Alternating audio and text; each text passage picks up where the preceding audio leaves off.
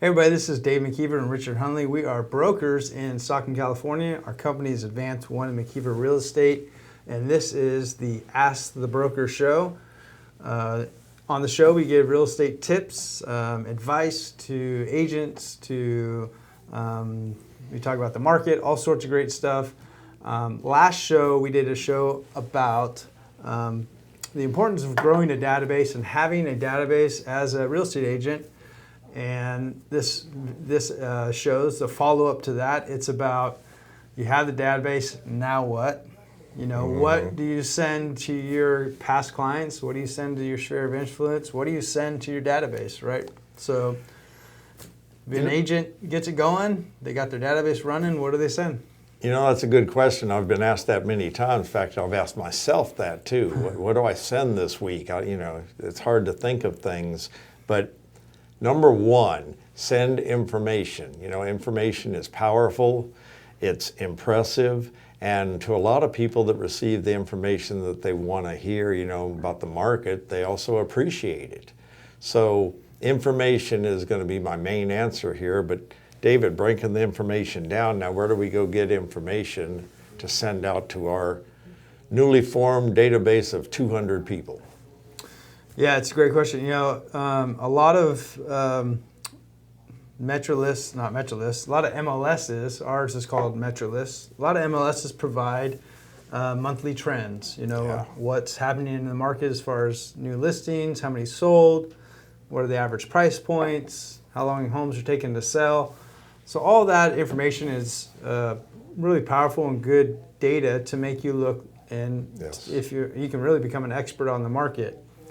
And so all of that is valuable information to be able to send to your client, and you can send it via email newsletter. You can make a newsletter and mail it to them in the mail. You can use that information out on social media. All sorts of ways to send out the information. But those are all great trends that you should be using to stay in front of your database. Yeah, you can do like we do, David. Once a month, we do the video and put it out to all of you. Yeah. So they could do, all of you agents could do the same thing, do a video and send that out too. Videos do draw a lot of good attention. So the whole goal behind staying in front of your database isn't to be forgotten. You don't want to be that, they call it the secret agent. You want to stay in front of your clients, to provide value, to provide information, like you said, Key. And to provide content. That's my goal. My goal is to provide great information and content for my database so they don't forget me. I'm not picking up the phone saying, "Hey, who do you know that needs to buy and sell real estate, or are you looking to sell?" My goal is to provide enough information, like you mentioned. That's try to be entertaining as possible, that I stay top of mind to those people. So if they ultimately need to buy or sell, I'm there for them. Or if their mom needs to buy or sell, they think of me. So the goal is to provide great information consistently over time. And I think if you do that, You'll become known as the one that knows the market, and who would they want to use anyway when they get ready to buy or sell their home? Well, how about the one that knows the market that sent them great information for the whole last year? So, I have one other perfect example of what an agent can do. Okay. If you go sit down with a financial advisor and you invest the money with them, right? Well, aren't you going to want to know what your money's doing? Of course you would, because every quarter, they send you a quarterly financial statement. Hey, your investments went up X percent, or hey, your investments went down X percent. This is how it's performing. And most agents make the mistake of, hey, we sold the house, see you later, I'll never talk to you again. And that's a mistake. So one thing you can do is once a year, put together a market analysis, market update of the recent homes that sold in their neighborhood, and put it and send it to the mail to them. It's once a year. Financial advisors do it quarterly.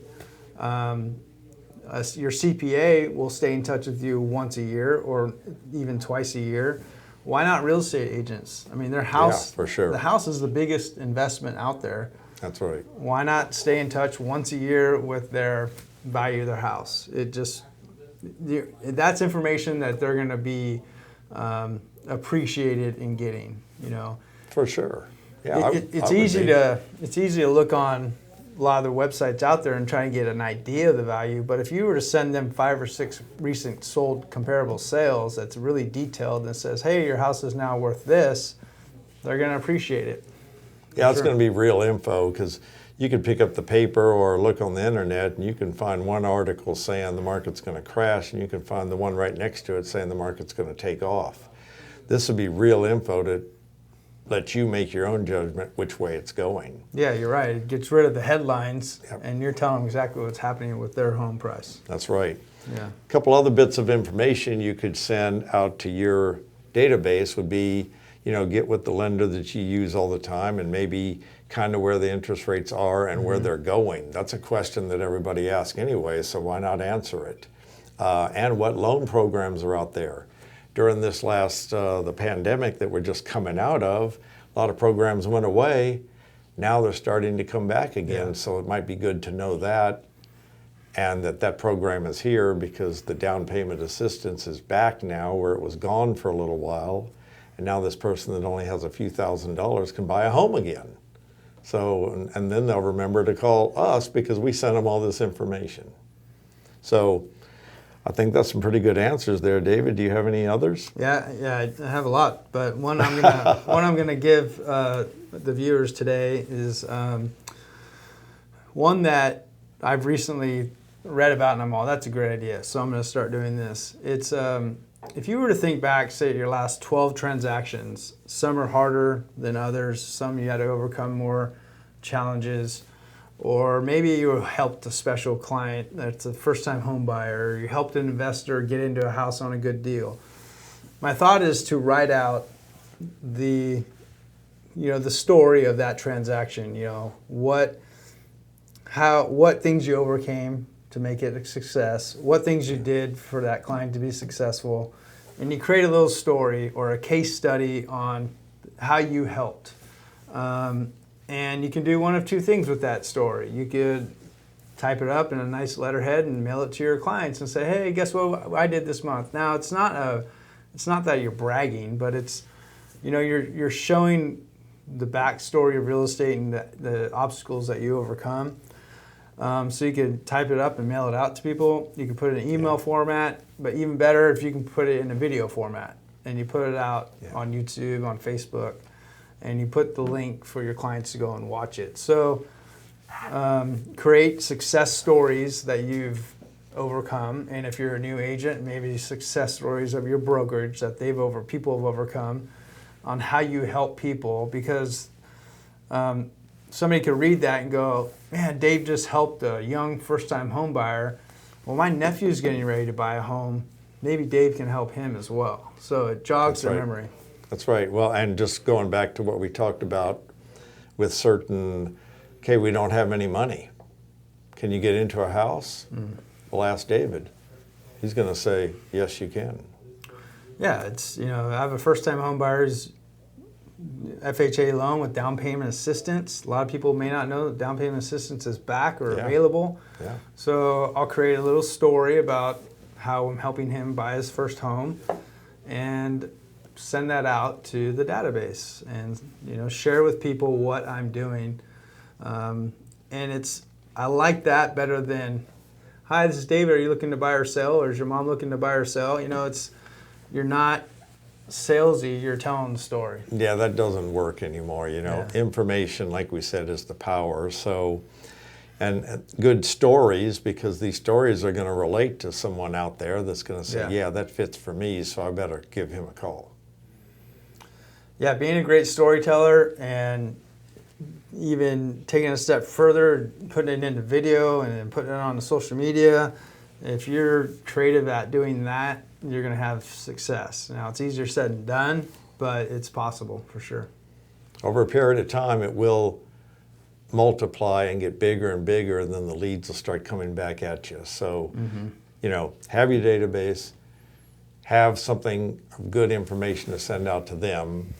And if in there it shows that you know what you're talking about, you're not blowing your horn, you're just showing them that you know what you're talking about through experience, then they'll be more impressed with you to call you when the time is up for them to do something in real estate. Yeah. It's about building familiarity. I think I said that right. There you go. You know, by being consistent, and then by building that, you build honesty and they'll trust you. Familiarity builds trust. So I think I said that right. So with that, I think if you're consistent at it and you send out a good message, you'll have long-term success. Is there anything else with that? I think that's pretty much it. You do those things, you're going to do well. All right. Well, appreciate everybody watching today. If you have any questions or comments, please comment below or reach out to us. Don't forget to hit the like button, please, and subscribe to our channel. We'd love to be able to stay in touch with you and bring you more tips and tricks to help you build your real estate career. So thank you, everybody, for watching.